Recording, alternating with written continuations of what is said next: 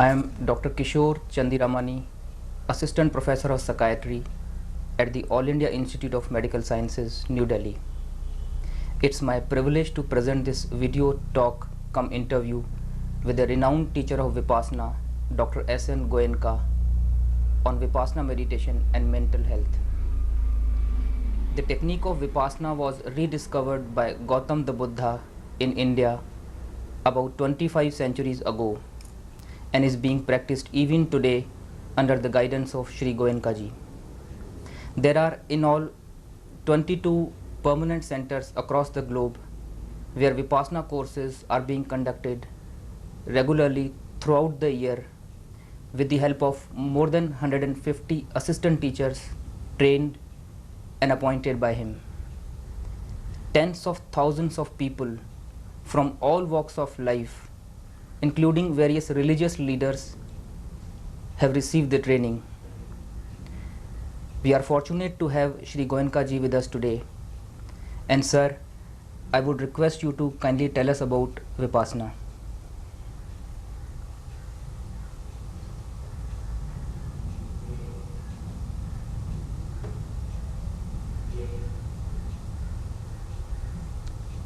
Dr. Chandiramani, friends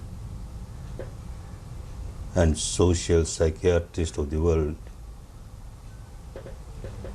we are here today to discuss something about Vipassana, a technique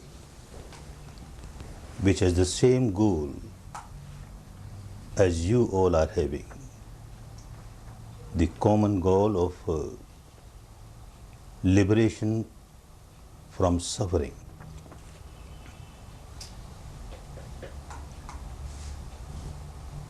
Vipassana is a very ancient technique of this country.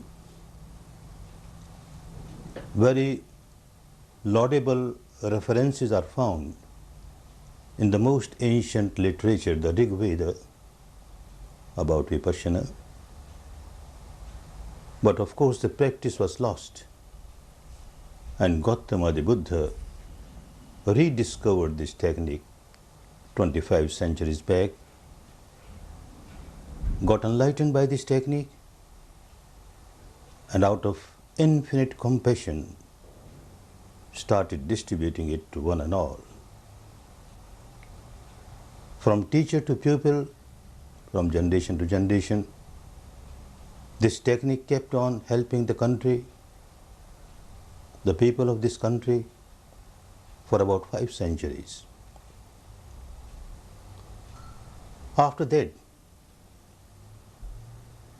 the purity of the technique was lost, and therefore the efficacy was lost, and the technique got lost. It went to many neighboring countries. There also, due to one reason or the other, the technique got lost. But one neighboring country, Burma, maintained it in its pristine purity from teacher to pupil, from teacher to pupil, from generation to generation, till today.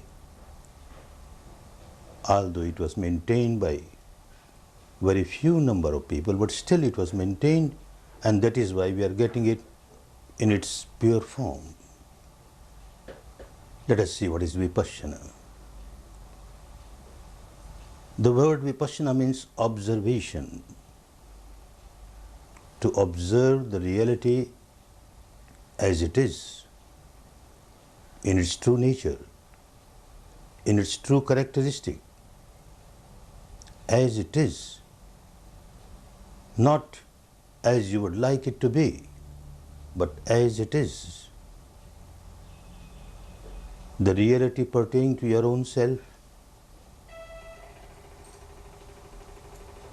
It is a process of self-realization, a process of truth realization, a process of exploring the truth pertaining to oneself, within oneself, by oneself. the truth pertaining to the entire physical structure, the corporeal structure, from the grossest reality to the subtlest reality of this corporeal structure. The exploration and realization of the truth pertaining to the mental structure, from the grossest reality to the subtlest reality. Mind and matter. And transcending the entire field of mind and matter, one experiences something which is beyond mind and matter, something which cannot be explained in words. One can understand its reality only by direct experience. One has to start exploring the truth at a very gross level, the gross level of mind, matter, the interaction of the two, how they are interrelated, how they keep on interacting, how they keep on influencing one, how one gets influenced by the other, and the whole process, without knowing which, one keeps on generating misery and one keeps on multiplying the misery the whole life. The process is not to satisfy the curiosity of somebody. The process is actually to come out of the misery, understanding how the misery arises, where it arises, and how it multiplies and keeps on multiplying. And that is possible only if one can explore the truth of the interaction of mind and matter deep within oneself at the subtlest level. A very delicate technique, requires a very serious job, serious practice. So one has to join a camp, a Vipassana center, because one requires a very congenial atmosphere for such a job with the least disturbance from outside. And every Vipassana center has an ideal atmosphere for this purpose. It is a serious course of 10 days, a residential course. One has to stay there day and night and get just the outline of the technique. Within 10 days, it is not expected that one will become master of the technique, but a beginning is made. And then one can keep on working on it oneself and proceed further. Joining a camp, one has to see that one should abstain from all unwholesome actions, such actions which disturb the peace and harmony of other beings. One should abstain from killing, from stealing, etc. This is because all these unwholesome actions have the root in the negativity of the mind.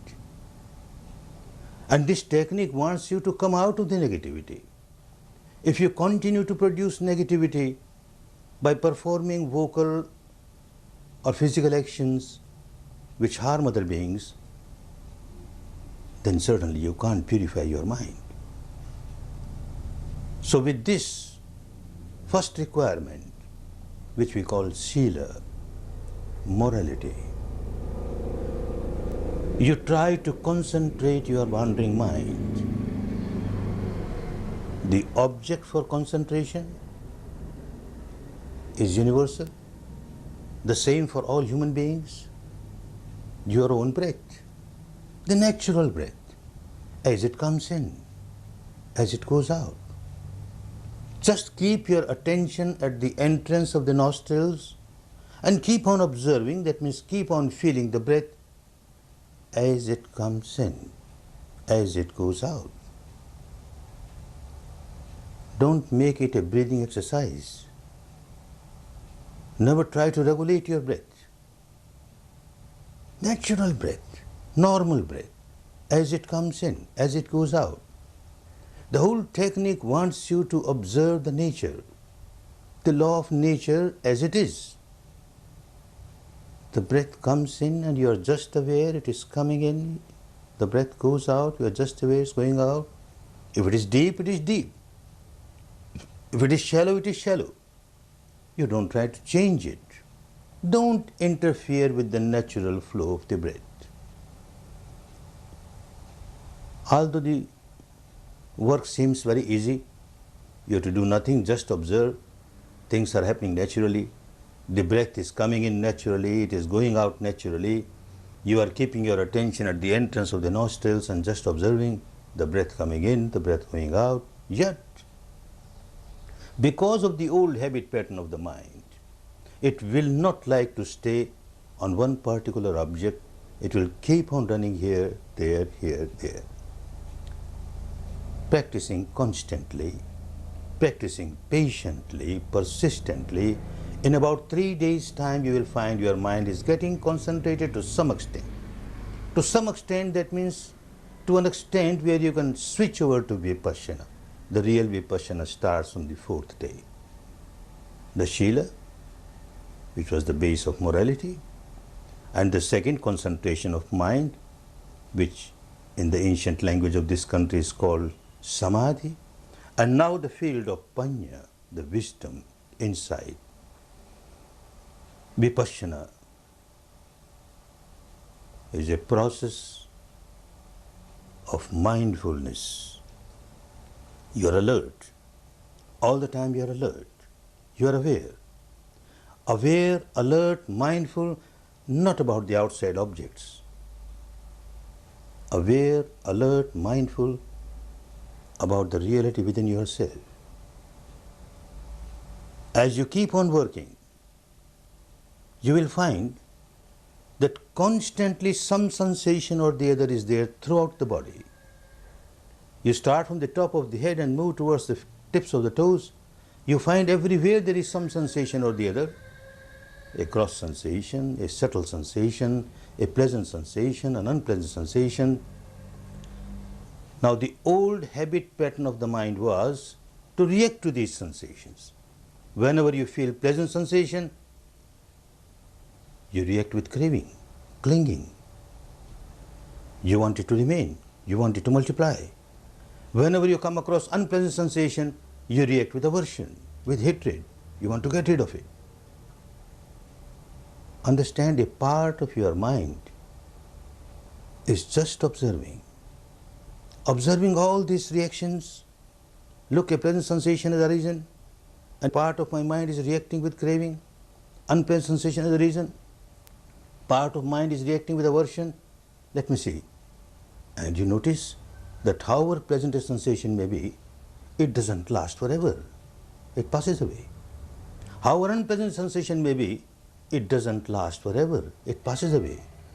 Oh, this is a passing phenomenon. Things keep on arising and passing away, arising and passing away. And you train your mind to remain equanimous, balanced, mere observation, bare observation without any reaction. The whole technique will keep on changing the habit pattern of your mind. The habit pattern, which was nothing but a pattern of reaction, is now becoming a pattern of action, observation. The whole process of observing without reaction starts purifying your mind, taking out all the negativities like craving, aversion, hatred, ill will, fear. Every impurity that makes you so restless, that makes you so unhappy, they get eradicated little by little, little by little. The more and more the mind becomes equanimous, the purer and purer it becomes. Equanimity is purity. And a pure mind is full of love, infinite compassion, infinite sympathetic joy, infinite equanimity. These are the basic characteristics of a pure mind. When there is a negativity, when there is anger, hatred, ill will, animosity, passion, fear, egotism, there's a tension inside, and you start suffering from that tension. If these negativities are not there, mind is pure, equanimous mind, full of love, full of compassion, full of joy, full of equanimity, there is no suffering. A mind full of love, compassion, goodwill is not a suffering mind. And this is what Vipassana takes us to. Of course, it takes time. Moving your attention from head to feet, initially you come across very gross realities pertaining to the matter, very gross realities pertaining to the mind, and both these mind and matter manifest themselves as sensations on the body. Initially you get very solidified, intensified, gross sensations. Your guide will teach you, just observe, do nothing. Let it be there. See how long it lasts until it passes away. It arises just to pass away. It arises to pass away. And you observe, your mind becomes purer and purer, subtler and subtler. It starts experiencing subtler realities pertaining to the mind, subtler realities pertaining to the matter. These very gross, solidified sensations turn into very subtle vibrations, very subtle vibrations. The entire corporeal structure, which at the apparent level looks so solid, is nothing but tiny atomic particles, and every atomic particle is nothing but a wavelet, arising, passing, so mere vibrations. The entire physical structure is nothing but vibrations. Similarly, the mental structure, at a very gross level, an emotion may arise, anger may arise, hatred may arise, passion may arise, and it is so intensified. But as you observe, it all turns into vibrations, mind or matter, the entire structure is mere vibration. A stage comes. For a good meditator of Vipassana, a stage comes when one feels the entire structure from the top of the head to the tips of the toes is nothing but vibrations of this frequency or that frequency, of this wavelength or that wavelength, but nothing other than vibration.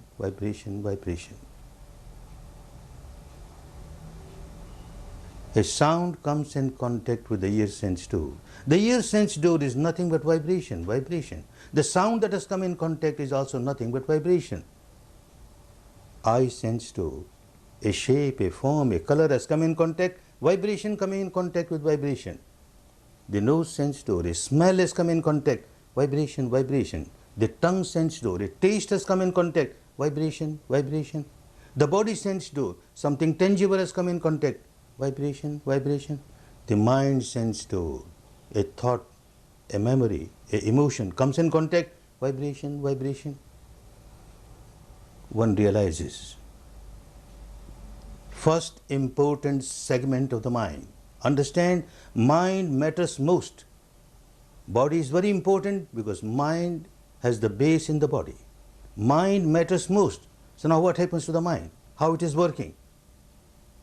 Some outside object has come in contact with the sense door.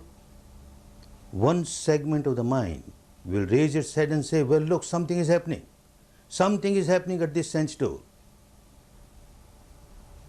This segment of the mind, its function is to cognize. Immediately, second segment of the mind will raise its head. What is happening? Its function is to recognize. The sensation turns into pleasant or unpleasant when this second part of the mind recognizes it and also gives valuation. Oh, this is good. Oh no, this is bad. The moment the second part says this is good, the sensation becomes pleasant. The moment the second part of the mind says this is bad, the sensation becomes unpleasant. So this third segment of the mind, its function is to feel the sensations, pleasant, unpleasant, neutral, whatever they are. Then the fourth part of the mind, as I just said, its job is, its function is to react. Pleasant sensation and craving starts, clinging starts. Unpleasant sensation, aversion starts, hatred starts. All these six sense doors, some contact or the other is going on every moment throughout the life, and every moment at a very deep level of your mind, a reaction is taking place, craving, aversion, and you are ignorant of it. Craving, aversion, ignorance are the three ills which does not allow one to get liberated from misery. This technique helps you to come out of misery. Learn how to observe your respiration objectively, learn how to observe your sensations objectively, and you will find the doors of liberation get opened. May all of you who have come to this conference today give a trial to this technique by joining a camp and help yourself, and also help those whom you are going to serve. May you all be happy. May you all be peaceful. May you all be liberated. Liberated. Liberated.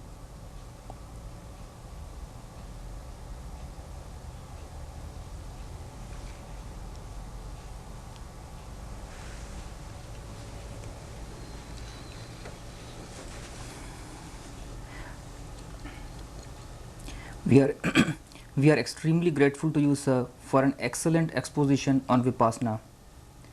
Arising out of your exposition, there are certain points which need some clarification. Will you kindly agree to respond? Yes, go ahead. Go ahead. Sir, what is unique about Vipassana as a meditation technique? I won't like to use the word meditation, although this is common, people are using that way. But generally by meditation you mean a one-pointedness, concentration, one-pointed concentration. And Vipassana is not one-pointed concentration. When you are working with respiration at the entrance of the nostrils, then yes, but that is not Vipassana.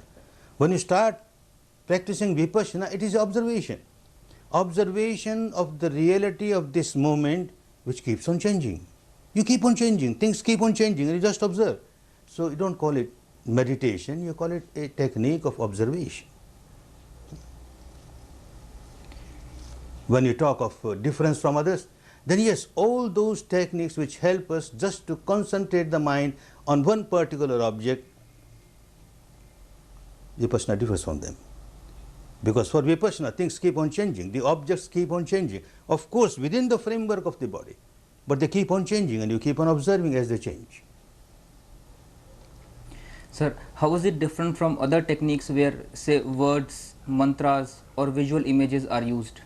Well, the same thing, because all these objects like words, mantras, visualization of certain shape or form, they are helpful to concentrate your mind on that particular object. But then you won't know what is happening within yourself. You won't know these four functions of your mind. You won't know the interplay going on, the interaction going on, the cross currents going on inside. How the mind comes in contact with the body and how there is a feeling, sensation on the body, and because of this sensation again the mind reacts, and as the mind reacts there is more sensation on the body. All that phenomena will be lost when you get your mind concentrated to a particular object. It is good just for the sake of concentration, but Vipassana differs.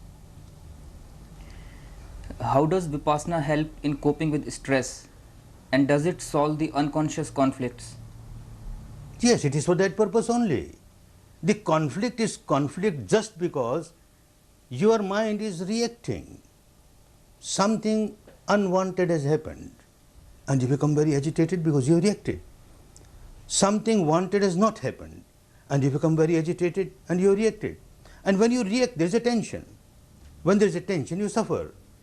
Vipassana takes you out of that tension. You just observe. Unwanted thing has happened, all right. Unwanted has happened. Let me see how to get rid of it, and you do everything that you have to do, but then You keep your mind balanced in your day-to-day life. Anything has happened, you keep your mind balanced and you work. When you are working with this balanced mind, you come out of suffering, you come out of stress. So this is the best solution, I would say, for coming out of the day-to-day stress in the life, because it works at the root level of your mind. But sir, if one is not reacting to life situation, is one really alive? Yes, if one was inactive, then one was dead for all purposes. And Vipassana does not want you to become inactive. Vipassana wants you to come out of reaction, but not action. Your life will be full of action. Understand, whenever you are reacting, there is an element of negativity in it. And it makes you very miserable because of this negativity that comes along with the reaction. But when it is action, then it is positive. And action comes only when your mind at the deepest level is equanimous. A situation has happened, something has happened outside, and because of that there is a sensation on the body. You observe the sensation, you know what has happened outside, and you keep your mind balanced. Now whatever decision you make will be a healthy decision, wholesome decision, and whatever action you take will be healthy and wholesome. This is how Vipassana helps you to come out of all these miseries. Does Vipassana bring about changes in the individual's level of consciousness? And if so, what are its benefits? Certainly, as I explained, the whole technique of Vipassana is such that you start from the grossest consciousness and you go deeper, deeper, deeper, deeper. So far as the matter is concerned, as I said, the gross reality of the matter, which looks like solidified matter, as you move further, deeper, deeper with this technique, you reach the stage, the entire structure is mere nothing but vibration, and you are conscious of those vibrations. It's not imagination, it's not a philosophy, it's not an intellectual game, it's not a devotional game. It is something which you have got direct experience of, and you are working on it. Your consciousness goes deeper, deeper, deeper. Similarly, at the mental level, there is a very intensified any impurity like passion or anger or hatred. You observe, with the sensation you observe, it turns into vibrations, vibrations, you go, your consciousness is going deeper, deeper, deeper. It goes to the depth of your mind and your matter. We hear that even non-Buddhists practice Vipassana. Doesn't it interfere with their religious tenets? I don't know what you mean by non-Buddhist and Buddhist. Buddha never taught Vipassana to the Buddhists. He never made anybody a Buddhist. I can't understand why technique of Vipassana is hooked up with such isms. It is far away from all these isms, dogmas, cults, etc. When Newton discovered the law of gravity, what ism was there? What ism will you call it? When Einstein discovered the law of relativity, what ism was there? So if Buddha discovered this law of reality pertaining to the mind and matter, finding out the real cause, the deepest cause of your misery and the way to come out of that misery, what ism is there? So it is applicable to one and all. And when you talk of religion, if by religion you mean such sectarian dogmas, philosophies, blind beliefs, rites, rituals, then Vipassana is far away from them. But the quintessence of all religions, if they are real religions, is altruism, helping others, be happy, make others happy. Then Vipassana is for that. Is Vipassana then a meeting ground of science and religion, since you also call it the science of mind and matter? Please explain. Yes, that's why, as I said, if the religion is purity of mind and wholesome action in life, then it is a meeting point, because Vipassana helps you to attain that religious stage where the mind is pure, saintly, and you can work in a way where you don't harm anybody, you help everybody. It is a pure science, there is no doubt about that. When you talk of dogmas and all, then they are far away from science. And Vipassana has nothing to do with these dogmas, these isms, these cults, these beliefs, these sectarian philosophies, nothing to do. Are there techniques of Vipassana other than the one you teach? And if so, what's the difference? Well, there are minor differences to start with. This technique, because it's coming from long time back, gives you a result so quick. You start with respiration at the entrance of the nostril, you start getting sensation here, you get sensation throughout the body. But there are techniques where people start working with the stomach arising, passing. Well, it helps to concentrate the mind. And then an itching starts somewhere and they are observing the itching, then a pain starts somewhere, they are observing the pain. Same technique is there, but still it takes a very long time. The ultimate goal is the same, there is no difference. Why is no fee charged for your teaching? How then are the expenses met? What fee can you give? For coming out of all your miseries of the life, what fees can you give? It is invaluable. The whole technique is so invaluable. The tradition will not allow it to commercialize it. The moment you commercialize it, it will lose its power, its efficacy. And to run this technique around the world, and when anybody gets benefited by it, if the mind gets purified and there is a feeling of love and compassion for others, naturally one feels like helping others. As I got benefit from this technique, may more and more people get benefit from it, may it spread to more and more people. One contributes willingly. If you charge fees, where that willingness is there, there is a forced fees you have to give, because you are staying here for 10 days, what about your boarding, what about your lodging? This is not Vipassana. One is advised to take a Vipassana course under the guidance of a teacher. Will it not foster dependence in the student? Oh no, the whole technique makes you self-dependent. Never remain under the clutches of a guru. No gurudom is permitted in the whole technique. You need a guide for your first lesson.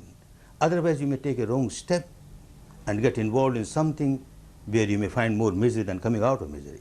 So a guide, whom you call a teacher if you want, nothing wrong, but that is only to give you the first guidance. And whenever there is a difficulty you can contact. But no teacher will liberate you. You have to work out your own salvation, your own emancipation. Self-dependence is so important in Vipassana. Can people suffering from various mental disorders learn this technique? And do they need any special preparation? Well, the technique is for people who are suffering mentally, because as I said, mind matters most. But then those who come with some kind of mental derangement, they should be able to understand what the guidance is being given. They should be able to work. If they are not at the level where they can understand the instructions given to them, where they can't work, then there is no magic, no miracle. One has to work. So those people who are mentally disturbed, depressed, or anyway disturbed, and they can understand what is being taught and they can work, certainly it helps. No prior preparation is necessary. But of course, for mental cases, we always say that better bring one assistant with you, if need be, and a need might come. So better have an assistant. This assistant should have taken one course of 10 days earlier. Does Vipassana heal the physical body also? Well, all those physical ailments which are the root of the mind, the psychosomatic diseases, automatically get cured. If your mind is cured, if your mind is healthy, wholesome, then naturally those diseases which are related to an unhealthy mind will get eradicated. Yeah. How do you recommend people use this technique in daily life? It is for daily life. If you make it coming just to a 10-day course and learn this technique, and some all-powerful mighty power will just help you to come out of your misery, nothing doing. You have to apply it in life. If you can't apply in life, then it will become again a rite or a ritual or religious ceremony. It won't help. It's pure science. Science of mind and matter, science of suffering, science of origin of suffering, science of eradicating of suffering. In your daily life, something has happened and you are very much disturbed. Now when you are disturbed, you give all importance to the object of disturbance outside. You forget what is happening inside. And Vipassana will teach you, although it is true that something has happened outside, somebody has insulted you, somebody has abused you, but look what is happening inside. What sort of sensation I am having? So much of heat, so much of perspiration, so much of throbbing. What it is? Observe, observe, observe, observe. You are coming out of it. You are coming out of it. And your mind becomes balanced. Then you deal with the world the best way. And you are a better person by practice of Vipassana, living in the life of the world. Meditation is traditionally considered as retreating from society. Can it help in solving the burning social problems like poverty, ignorance, ill health, crime, terrorism, drug addiction, communal and ethnic conflicts? Vipassana is not an escape. No. You retreat for 10 days to gain strength. You go to your hospital to gain your health, but not to live in the hospital for the whole life. You gain the health, then use it health in your day-to-day life. Somebody has to make a long jump. One retreats and then runs and makes a jump. It will be a better jump. Similarly, somebody has to throw an arrow. One pulls the arrow backward and then leaves it, it goes far. Similarly, you retreat to gain strength, but to live in the life, you have to apply Vipassana in life, make use of it. How can Vipassana help the healing and helping professionals in the pursuit of their vocation? Oh, that is a very good question. Very good question. Those who are healing people, especially mentally distressed people,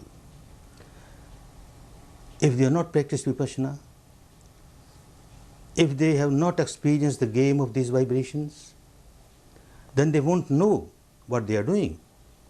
Dealing with a particular patient, say who is full of fear or insecurity and the vibration that one generates, a healer or anybody, all of us have got seeds of those vibrations in us. And now that particular vibration comes in contact with the healer, and the deep-rooted fear vibration in him gets stimulated, and he vibrates those feelings himself, within himself. And although one does not know at the initial stage, but slowly, as you keep in contact with the mentally disturbed people, keep on healing them, you are becoming a mentally patient. So I recommend all those people who are doing the profession of helping others at the mental level should practice Vipassana, learn Vipassana. You serve somebody for about 10 minutes or 15 minutes, whatever it is, then retreat, 5 minutes or so, clean out yourself. Again, deal with the next patient. This is the proper way. Otherwise, you will become a bundle of misery yourself. Trying to help others, you are harming yourself. Has any scientific research been conducted on the beneficial effects of Vipassana? Yes, there is an organization called Vipassana Research Institute, which is making researches on different social fields of the life and how Vipassana is helping in all those fields. Research is going on and very good results are coming. Sir, can you please elaborate further on the role of Vipassana in dealing with current social problems? Oh yes, this is a very important question. Vipassana certainly plays a very important role. It works with the individuals. The problem of society, the base of all the problems of society is the problem of individual. If the individual is healthy, the society is healthy. If the individual is unhealthy, the society is unhealthy, suffering, full of misery. Now, why terrorism takes place? Why these conflicts, sectarian conflicts take place? All those things have the base of the mind of the individual. So much of negativity. One is craving to get some power. One is craving to hit others. All those things are based inside an individual, and Vipassana helps the individual to come out of that. And when one comes out of that, more and more people start coming out of that. The society gets influenced by people who are free from this kind of negativity. Now, more and more people are working with this kind of negativity. The society suffers because of that. One has to work with the individual, but the effect is on the society as a whole. Another important thing is about this addiction. At a very apparent level, it looks one is addicted to alcohol or one is addicted to drug or something. But as you go deeper in Vipassana, with your own practice you will find that the addiction is actually not to that particular object, the alcohol or drug. The addiction is to the sensation that is generated because of the input of that particular object, the alcohol or the drug. Now, all kinds of sensations are observed by a Vipassana meditator, Vipassana practitioner, and when any kind of sensation that arises, he or she can look at it objectively without reacting to it, without craving for it, without having aversion towards it. This addiction easily goes away. We have found cases where a large number of people who were addicted to alcohol have easily come out of it, and quite a few of drugs also have come out of it. So it is a solution, I should say, for all the ills of the society. What is your message, sir, for the 13th World Congress of Social Psychiatry being organized at New Delhi? Well, you all are here to serve the humanity, the suffering humanity, the suffering society. Excuse me to say, a lame person cannot help another lame person. A blind person cannot guide another blind person. I don't say that you are lame and you are blind, but then the strength that you need to deal with the problems of the society, the problems of the individual, you need much more strength than what you have now.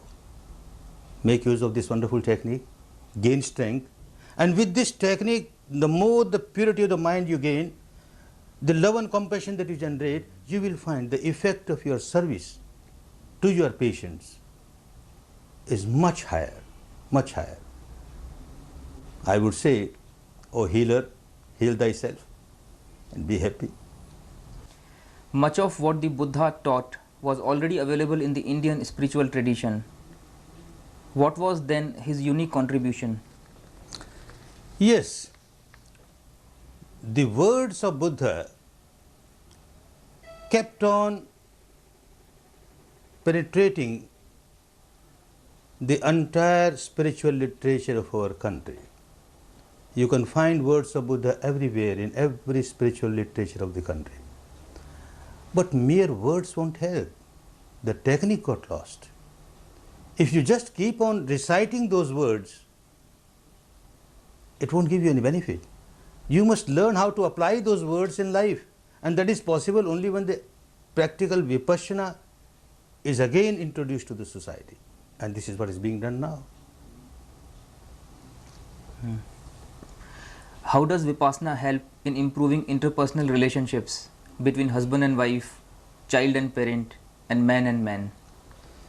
You see, all these problems, interpersonal problems, the base is tremendous amount of attachment towards one's own ego, tremendous amount of attachment towards one's own likings, aspirations, dreams, and when they don't get fulfilled, then you start quarreling.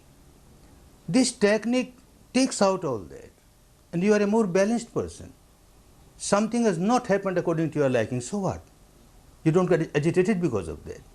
You do your best to get your thing done according to your wishes, but that doesn't mean that you disturb others, that you harm others, and this is how interpersonal relationship will become better and better. Most therapies are culture specific and cannot be easily transported to another culture. We would like to know about the applicability of Vipassana in Western settings. Well, this is the beauty of Vipassana, that no cult is involved in this. No cult, no culture. What's there? It's pure science of mind and matter. Like your yoga exercises, you do asanas, you do pranayam. What cult is involved there? You want to keep your body healthy. A Hindu can practice this, a Muslim can practice this, a Christian can practice this, an American, a Russian, everybody can practice and get benefit. Similarly, this is an exercise to make your mind healthy. You observe your respiration, what Hinduism about it, what Buddhism about it, what Christianity about it. You observe your sensation and maintain equanimity with that, what Hinduism, what Buddhism, what Christianity, what American, what Russian. It is universal. The breath is universal. The sensations are universal. And your blind reaction to them and becoming miserable because of this reaction is also universal. You come out of it by observing it, observing it, observing it. This is also universal. The melody is universal, so the remedy has to be universal, and Vipassana is a universal remedy. How does one reconcile the two seemingly opposite principles mentioned in Buddhist literature, that is, the law of cause and effect and free will? I don't know what the Buddhist literature say, but I know very well what Buddha said. In the words of Buddha, they are not contradictory, they are complementary. Things happen according to law of nature. You have sown a seed of anger. When you sow a seed of anger, you become miserable. Then and there you are getting the fruit. But then this habit pattern of sowing the seed of anger, seed of anger, seed of anger multiplies, multiplies, multiplies. It turns into bigger misery for you. This is law of nature. You sow a seed of love, compassion, you feel so peaceful, so harmonious, so happy. You keep on planting this seed again, again, again, again. You change your habit pattern like this and you get happiness, more and more happiness. When you are planting it, you feel happy. And when the result comes, bigger result comes, you are more happy. This is the law of nature. And this is 100% with you.